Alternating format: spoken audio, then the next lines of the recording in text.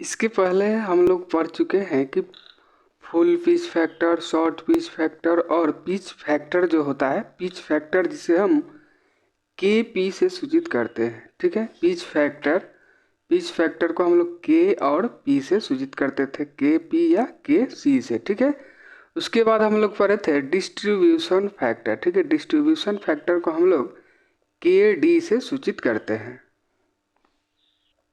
के डी से distribution factor को हम लोग सूचित करते हैं। ठीक है, तो अब उसमें क्या होता है कि हमें कुछ महत्वपूर्ण जो फॉर्मूला होता है, सूत्र होता है, उसको देख लेना। ठीक है, तो देखिए सबसे पहला होता है कॉइल स्पैन। कॉइल स्पैन का जो मान होता है वो होता है कि खांचों की संख्या बटा पोल की संख्या। ठीक है, कि टोटल नंबर ऑफ स्लॉट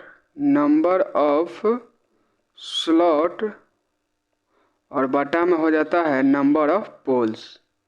ठीक है, नंबर ऑफ पोल्स। ठीक है, तो पोल्स की संख्या और ये जो खांचों की संख्या है, इसका जो अनुपात होता है क्या कहलाता है? कॉइल स्पैन होता है। ठीक है, तो ये आपको फॉर्मूला याद रखना पड़ेगा कि कॉइल स्पैन का जो फॉर्मूला होता है खांचों की संख्या बटा पोल्स की संख्या हो जाती है। ठीक है, उसके बाद हमारा आता है कोण अल्फा। कोण अल्फा का मान जो होता है वो पिच फैक्टर के लिए होता है। ठीक है, कोण अल्फा का मान हम लोग किसके लिए निकालते हैं? पिच फैक्टर के लिए। पिच फैक्टर यानी कि के पी के लिए, के पी के लिए। ठीक है, तो पिच फैक्टर ये आपका कोण अल्फा बराबर हो जाता है। ठीक है, कि कोण अल्फा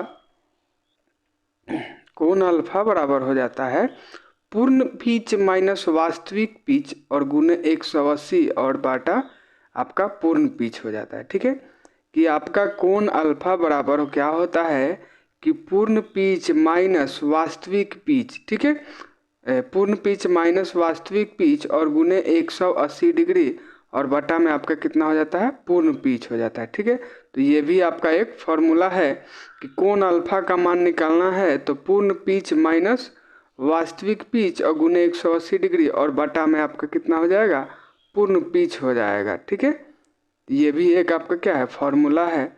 उसके बाद हमारा एक फॉर्मूला हो जाता है प्रति पोल फेज खांचों की संख्या। ठीक है, प्रति पोल प्रति फेज खांचों की संख्या जो हो जाता है n बराबर, तो n बराबर सूत्र हो जाता है कि खांचों की कुल संख्या बटा में पोल की संख्या गुने फेज की संख्या। ठीक है, n का फॉर्मूला क्या होता है कि खांचों की कुल संख्या यानी कि स्लॉट की कुल संख्या, किसकी?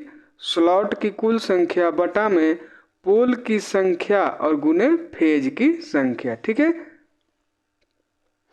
उसके बाद हमारा आता है कोण बीटा। ठीक है, कोण बीटा कि कोण अल्फा था वो ये आपका पिच फैक्टर के लिए होता है और कोण बीटा जो होता है वो होता है डिस्ट्रीब्यूशन फैक्टर यानी कि के डी के लिए होता है। ठीक है, तो कोण बीटा का जो सूत्र होता है वो होता है 180 डिग्री बटा खांचों की संख्या और बटा पोल की संख्या। ठीक है, 180 डिग्री बटा पोल ये खांचों की संख्या और बाई पोल्स की संख्या। ठीक है, तो इस पर हम लोग दो क्वेश्चन है वो बना लेंगे। तो हमारा क्वेश्चन दिया जा रहा है कि 36 स्टेटर खांचों यानी कि स्लॉट जो है आपका कितना है? स्लॉट का मान हो गया 36। ठीक है, 4 पोल यानी कि पोल बराबर कितना हो गया? 4 तथा कॉइल का विस्तार 1 से 8 है। ठीक है, कॉइल का विस्तार क्या है कि स्लॉट 1 से 8 के बीच में है। ठीक है, रखने वाली वाइंडिंग का पिच फैक्टर ज्ञात करें।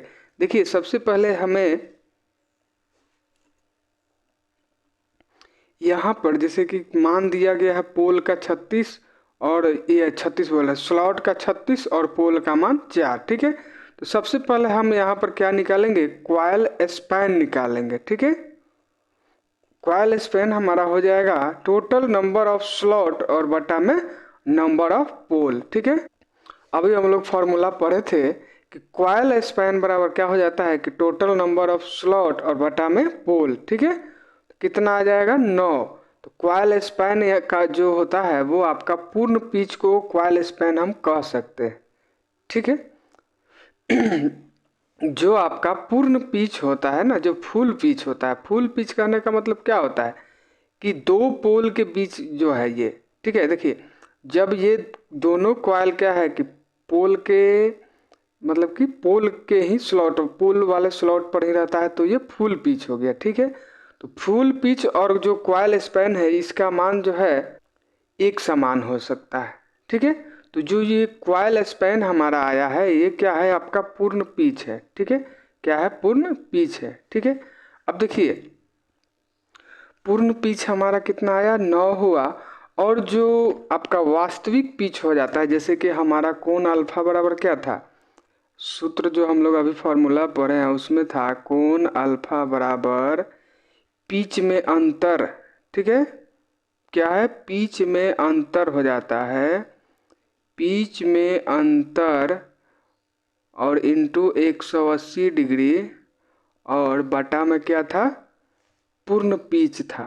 ठीक है, ये पूर्ण पिच, पूर्ण हो गया, पूर्ण का मतलब होता है फुल। ठीक है, पूर्ण पिच आपका हो जाता है। जैसे कि यहाँ देख सकते हैं कि कोण अल्फा बराबर क्या है, पूर्ण पिच माइनस वास्तविक पिच। ठीक है, तो देखिए पूर्ण पिच और माइनस वास्तविक पिच को हम कहते हैं पिच में अंतर। क्या कहते हैं, पिच में अंतर।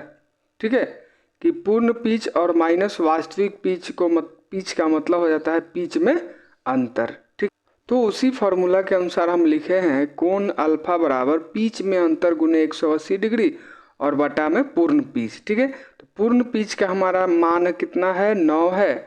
और जो वास्तविक पिच होता है वो आपका होगा, जैसे यहाँ पर विस्तार क्या दिया जा रहा है, वास्तविक स्पैन पिच जो होगा वो 1 से 8 है ना, तो हम 8 में से 1 घटा लेंगे। ठीक है, कि जो कॉइल का स्पैन हो जाएगा, ये क्या हो गया, कॉइल का स्पैन जो है क्या है, 8 में से 1 जाएगा तो कितना हो जाएगा, 7 हो जाएगा। ठीक है, वास्तविक जो पिच हो गया वो कितना हो गया, 7 हो गया। ठीक है, तो अब हम क्या करेंगे कि यहाँ पर इसका मान भरेंगे।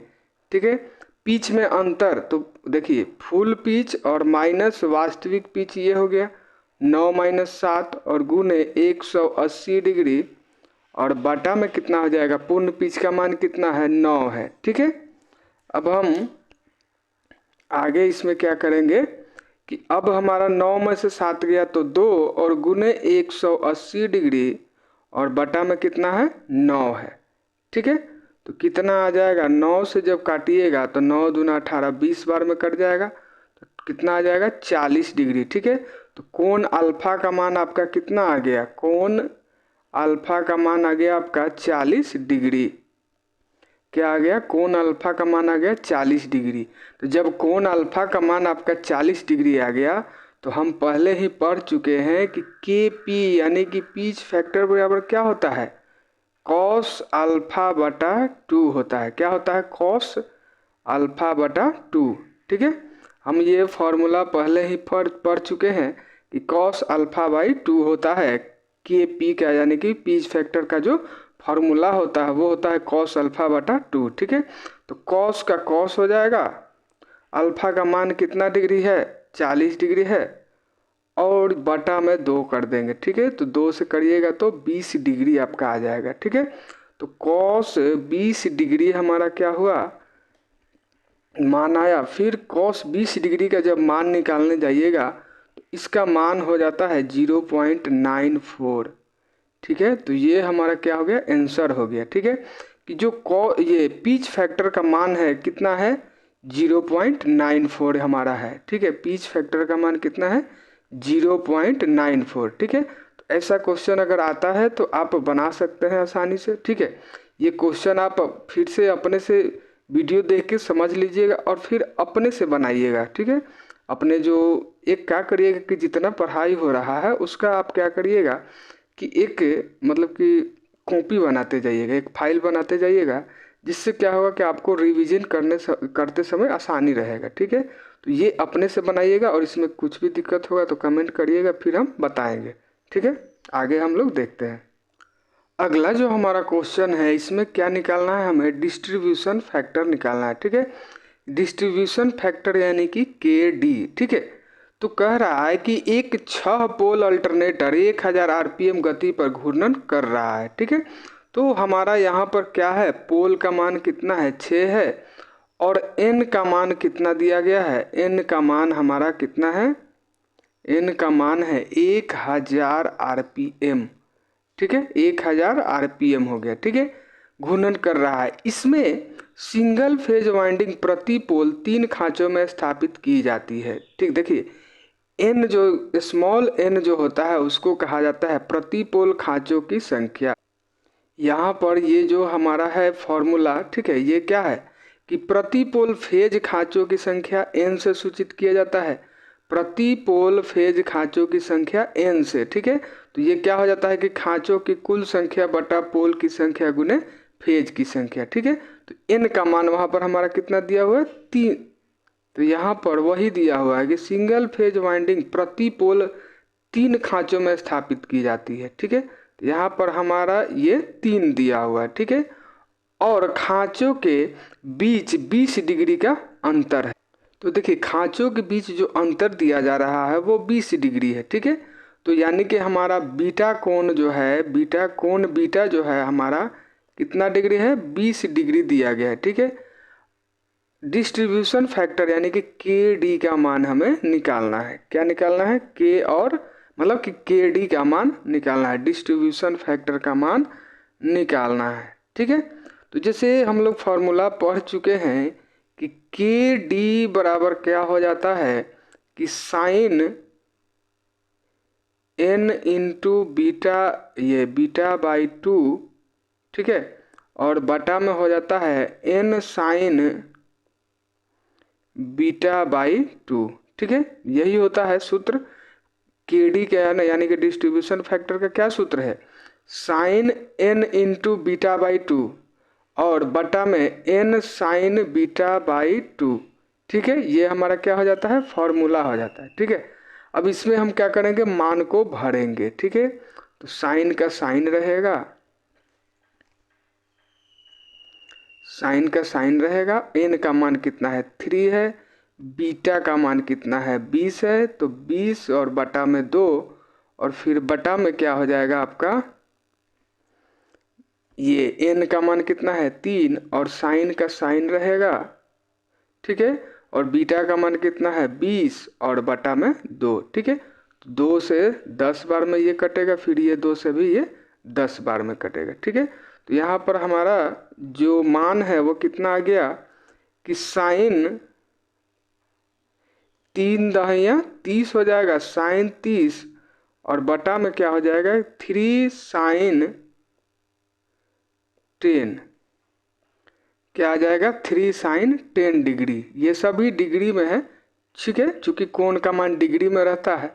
ठीक है, इतना हमारा मान आ रहा है। ठीक है, अब इसमें देखिए साइन 30 का मान जो होता है 1/2 होता है, 1/2 हो जाता है। ठीक है, फिर आपका हो जाएगा 3 इंटू साइन 10 का मान आपका हो जाएगा 0.1736। ठीक है, साइन 10 डिग्री का मान होता है 0.1736। क्या हो जाता है, साइन 30 का मान हो गया 1/2 और साइन 10 का मान कितना आ गया 0.1736। ठीक है, तो 1/2 का मतलब हो जाएगा 0.5। ठीक है, और बटा में हो जाएगा 3 गुने 0.1736। अब इसका जब सॉल्यूशन करिएगा, जोड़ घट ये काट गुना भाग इसका कर लीजिएगा, तो आपका मान आ जाएगा 0.96। ठीक है, तो ये हमारा क्या हो गया के डी यानी कि डिस्ट्रीब्यूशन फैक्टर का मान आ गया। ठीक है, हमारा ये आंसर हो गया। ठीक है, तो इसको आप सॉल्व कर लीजिएगा। ठीक है, अब यदि कोई दिक्कत होगा तो कमेंट करके हमसे पूछिएगा। ठीक है, इसके बाद जो हमारा टॉपिक है, हमारा टॉपिक आ जाएगा EMF इक्वेशन। ठीक है, EMF इक्वेशन, EQUATION।